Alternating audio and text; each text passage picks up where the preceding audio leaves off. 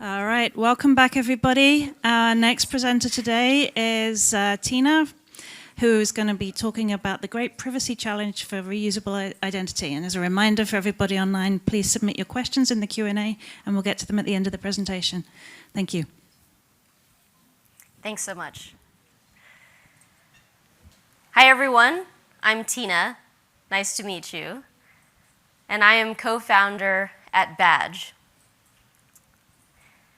We are actually Badge is one of the founders of the identity system we just heard about in the previous presentation, and we are a privacy company. That's why I'm here to talk to you about the great privacy challenge. So first, a little background. I'm an aerospace engineer. So how did I come here to the FIDO conference to talk about authentication? Well, it was a fun journey. After studying aerospace engineering at MIT, I did aerospace engineering. That's a picture of me testing my satellite's solar array deployment aboard a zero-gravity flight. I'm also a pilot. Any pilots in the room? My goal is to get as many pilots as possible. I teach MIT's pilot course, and if you search on YouTube for aerodynamics, MIT OpenCourseWare published our lecture. So how did I get over here? Well, I continued at Raytheon doing aerospace engineering, and I was the chief engineer of our electronic warfare programs. I started noticing some vulnerabilities in how we transferred waveforms out to the sensor systems and formed a previous company to address that problem. Working in the national security space and with customers in the defense, I learned a lot about what we were doing in national security and the importance of the problems that we were facing there. Because many of our customers were in the government, we had security clearances. So, a few years back, the Office of Personnel Management, OPM, had a breach. And that meant people with security clearances, like me, had our fingerprints, these fingerprints, stolen. They were stored in the database, and they were compromised. That is what led me to identity and led me to Badge. We started looking into this, and we found that there was a 20-year open problem in cryptography associated with how we store authentication data. And we cracked that problem, which allows us to do identity without secrets. Because national security is such a core part of what brought me here today, and working at this intersection between national security and SCIF, and working in the open Silicon Valley innovation world, I wrote a book called Innovating in a Secret World, focused on that tension between open innovation and national security. Here are some recent excerpts from National Defense Magazine and MIT Sloan. Today we're going to talk about the great privacy challenge. We'll start with the current challenges today. How is data handled and stored? What are some of the risks that we face? Then we'll talk about some current legislation. BIPA, the Biometric Information Privacy Act, why it's important. And we'll discuss some of the digital identity trends and privacy and increasing consumer sentiment around it. And finally, we'll talk about how to leverage privacy-preserving authentication in a way that's non-disruptive to your current MFA flows. And specifically, I'll give you the example of how here we at Badge have solved this problem and have done so in a way that leverages open standards. When we talk about authentication, what do we mean?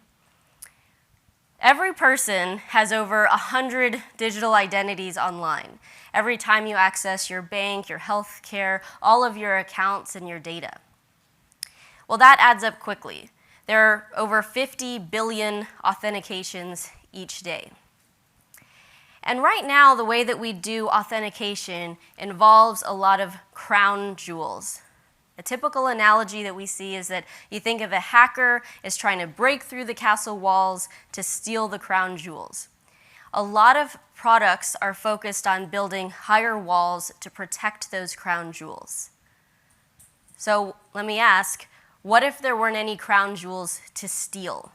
What if you didn't store secrets in the authentication process? So what do we mean by the authentication process? Here's a simple flow. A user interacts with a device and provides certain information at the time of enrollment so that they can later be authenticated. Password hashes are stored, security verification questions, biometrics, increasingly behavioral biometric data, geolocation, IP, all that data is stored about users so they can later be authenticated. There's also a private key, which we all know well, that's stored in the device or the browser, and there's a public key on the application side, whether this is your bank, your healthcare, your application. And the public key is truly public. It doesn't reveal any information about you, but the compromise of either the human identity or the private key compromises the whole system. Now, this flow is replicated for each of those 100 digital identities that we have, which we all know the frustration of trying to remember our logins to all those systems. And we know that biometrics have become pervasive. We have a whole track on biometrics at this conference, and it's because we see them everywhere now: healthcare, retail, banks. The problem is that biometrics and behavioral biometric data is fuzzy. Fuzzy is a silly word that has a technical meaning that just means a little different every time. So dirt, lighting conditions, body temperature, it means that your biometric is a little different every time. The reason that that's important is that we can't apply the same cryptographic techniques that we do to data that's not fuzzy, like a password. A password can be hashed, but when you re-enter your password a subsequent time, you have to get every single character exactly correct, otherwise the hashes won't match and you'll get rejected. So how does that work in a fuzzy system if your biometric and behavioral data is different every time? Well, it means the hashes would never match, and that's why biometric data can't really be hashed and has to be stored. We see biometric data stored in one of two ways, either on the device or in a central database. Storing the biometric on the device, like the FIDO model, works well to re-authenticate back to that device where your biometric data is stored. The problem is, if you lose or break the device, you're on a new device, the new device doesn't have the biometric data stored. So you can't use your biometric to prove it's you. So not only did you lose the what you have, you lost what you are. And now you're down to simply what you know. And you're in these expensive and high-friction account recovery processes that are really backed by central databases of PII. It's a frustrating process because when you store on a device, you can't share your identity across devices. So let's take a minute looking at that other model of a central database. You know, how many companies are really storing biometrics in a central database? Try to think of some companies. Any logos come to mind? Turns out it's nearly everybody. Here are just some examples of companies that have central databases of biometrics. The Biometric Information Privacy Act, or BIPA, is shedding light on just how vast this practice is. And the reason is there are tons of lawsuits being filed for the storage of that biometric data. This Biometric Information Privacy Act, or BIPA, came about in the state of Illinois. And we can see just in Illinois itself, there are settlements and very, very expensive lawsuits going on right now. Here's an example of just an excerpt of a few of those. And you can see some of them are related to face, fingerprint databases, and they cover applications both from employee use cases as well as consumer use cases. Now, you may be thinking, okay, well, that's just happening in Illinois. I don't need to worry about that, right? Wrong. There are 27 states that have BIPA-modeled biometric privacy legislation pending. Just keeping up with the regulation and the legislation around this can require a dedicated team. It is very complicated. So what we found is that not only is there a concern from a risk perspective if you have a central database of biometrics that it might get breached, like was the case for me in OPM, but even just storing the data itself can pose a legal challenge. Okay, so why is it, with so many costs and difficulties, why is it that so many companies are still storing the biometrics of their employees and their customers in central databases? Well, the reason is there are very difficult use cases that are simply not addressed by the tools that we have today. Here are some examples. In banking, the bank teller. A bank teller does not have a dedicated workstation. A given bank teller may have to authenticate to more than one workstation within a bank branch and across bank branches. Also, bank tellers are not allowed to have their phone with them when they're at the workstation. It's a device-restricted environment.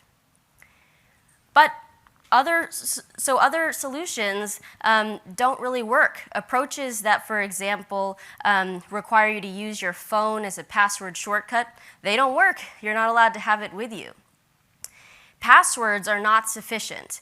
There are maker-teller processes, for example, that require that the person who sets up a transaction can't be the same person who approves the transaction. If passwords are being shared, you can't have a clear audit trail to confirm that those regulations are being followed. And so you're stuck in a mess. Do I set up a central biometric database to authenticate my users, or do I deal with shared passwords in an insecure environment? That same exact experience is there for retail workers. Retail workers have to authenticate to different workstations and devices within a store and across stores. Healthcare clinicians, pharmacy technicians, doctors, nurses, they move across different devices in a hospital and healthcare facilities. Call centers, we heard this be mentioned a few times in this conference, that this is a real pain point. Call center agents don't have a dedicated workstation. They're not allowed to have their phone with them. The exact same restrictions persist. Factory floor workers, the same thing. Over and over again, you see this challenge that there isn't a way to securely authenticate these users with the tools and resources we have today in a privacy-preserving manner. And so central databases are used. Now, we saw from that list of BIPA lawsuits that it wasn't just employees, but also consumers. All of us use different devices every day. Consumers switch devices all the time. They also interact with their enterprises in multiple different modes and channels. In-store, drive-through, desktops, laptops, tablets, all kinds of different interactions.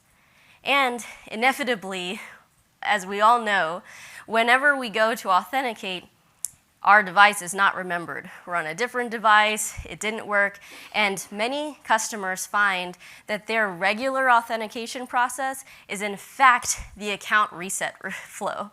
It's high friction and low security, and oftentimes backed by a central database for account recovery of PII. Well, this is not going to work in the future. It doesn't keep up with the trends in consumer sentiment. Consumers are demanding privacy. So this model of authenticating you by falling back to a central database of your private data, that's not going to work. It doesn't keep up with the trends that we see today.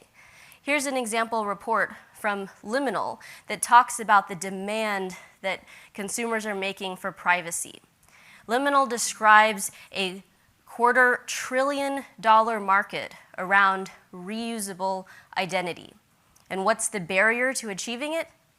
Privacy. Here's a slide that we saw from the keynotes yesterday. We see a path forward in authentication in the advanced authentication spectrum. And at the top, in the forward arrow, you see attribute privacy protection. advanced mathematics that allow you for the first time to have a privacy-preserving way. So how do we do this? That's what I was referring to when I said we cracked a major problem in cryptography that allows for the first time a way for you to protect your attributes in a way that's truly private. Looking at the authentication flow, what does it mean? It means you can actually eliminate the secrets from the authentication process. We cracked a 20-year problem in cryptography that allows you to derive keys on demand from fuzzy information, be it biometric or other factors, such that that data never needs to be stored. What is the significance of that? It means that for the first time, you can have privacy-preserving authentication. It means that you can meet those difficult use cases where you can enroll once and authenticate on any device without falling back to an expensive high-friction account recovery process. Some of the specifics: user-centric privacy. The user remains in control. They are the ones who own their key, and they're the only ones who can rederive it on demand when they need it. Authenticate on any device. It means we're no longer locked to these models where we're bound to a specific device, and if we lose it, we fall off the authentication flow. And finally, very importantly, unparalleled security. Because none of this private data is stored, you're auto-compliant with privacy laws like CCPA, GDPR, and BIPA, which we covered today, the Biometric Information Privacy Act. Now that's amazing and fantastic, but if you have such a breakthrough that allows this privacy, it's also important that it be able to be deployable in systems. So, as we talked about the non-disruption, it's very important to find solutions that can be integrated easily. At Badge, we have a zero-code integration using standard protocols, including, of course, FIDO, as well as OAuth, OIDC, and SAML. So, what does that mean? It means that if your environment today has standard systems like an IDP, you can connect via these open standards quickly to have an authentication front end that the customers are used to. It's the same experience they're used to today with biometrics or other factors, but you can enable a situation where you can eliminate the central storage of biometrics. Here at the conference, I've heard that term toxic waste. That is what the storage is of this PII and biometric. We found it to be a so-called hot potato that nobody wants to store it, and there's a constant shift on who's going to have that liability. Well, instead of trying to shift it around or build higher walls to protect those crown jewels, why don't we eliminate it once and for all? Let's get rid of the storage of this toxic waste and move towards a true privacy-preserving world. Thank you.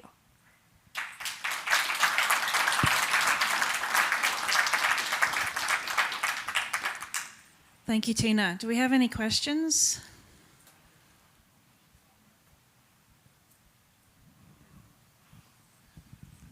There's a few of them. Can you tell us a little bit more about the mathematics behind that crypto breakthrough? Yeah, absolutely, Sylvan. Great question. The focus is around the field of fuzzy extraction. Fuzzy meaning, as I was talking about, having a little differences between them, and extraction. So how do you extract a stable key from a fuzzy source? Stable meaning the same key every time from a fuzzy source.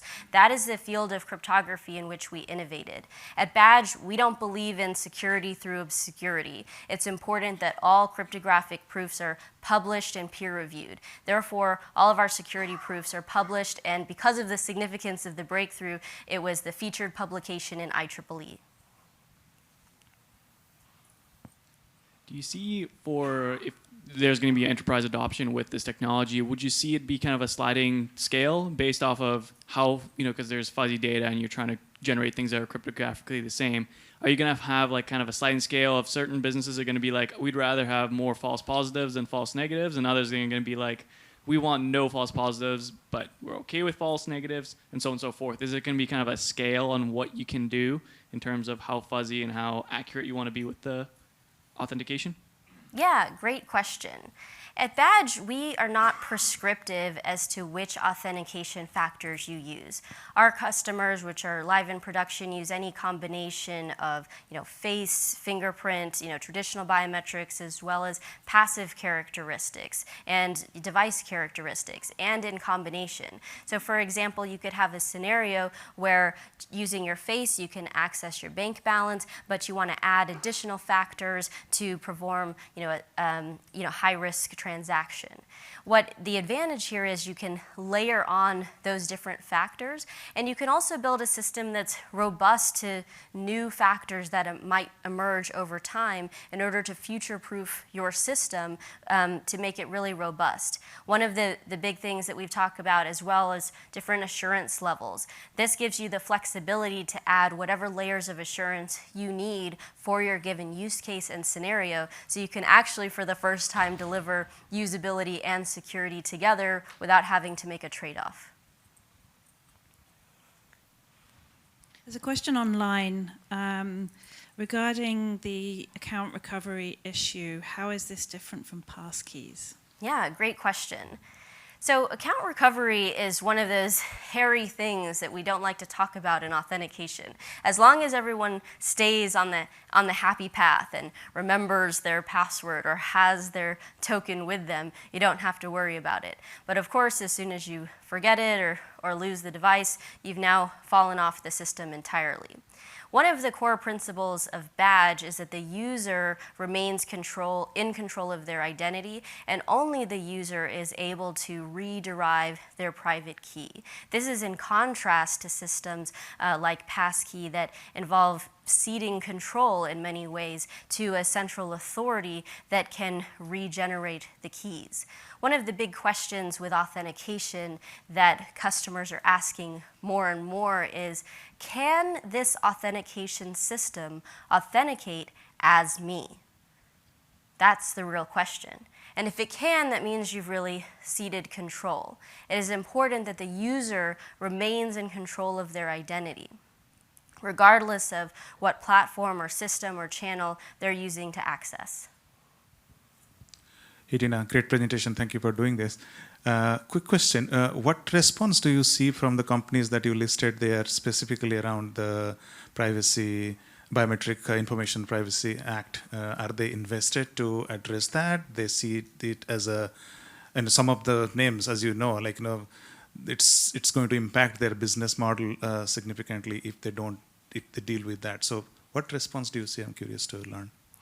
They're lining up. Many of those folks are our customers, and I think that they see a Badge as a way out of the scenario that they're in today. And it's not really the fault of these companies for storing that. They're between a rock and a hard place. They need to have a seamless way to authenticate their users on any device, and they need to also adhere to the privacy demands and requirements that exist. And so many of them are in a tension where they have central biometrics stored, they're trying to get away from it, but they can't lose the ability to authenticate their users and allow their users to buy things and have exchanges and transactions. So we found that this has actually been, if anything, an accelerating effect in recognizing the problem, which we think is a very important one to have awareness and to take action right now. This is a great time to take action where you can actually eliminate that toxic waste, you can eliminate those central stores of biometrics, and still retain the ability to authenticate your users.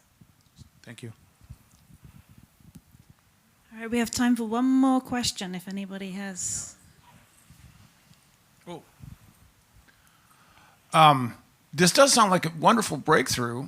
FIDO is an open standard. What about this? Is this a proprietary technology of Badge, or is it something that others could use? Yeah, great question. So we are compatible with FIDO and all of the open standards listed here, and I think open standards are very important, especially in use for widespread adoption. Many of our customers can actually get up and running quickly because they use open standards, and so we find that to be very important. We also have some of the FIDO leadership as part of our company's advisory board. As we chart the path future together, we think the significance of this breakthrough will really set the stage for the foundation of the identity backplane of the internet. Thank you very much. All right, we are at time. Thank you, Tina.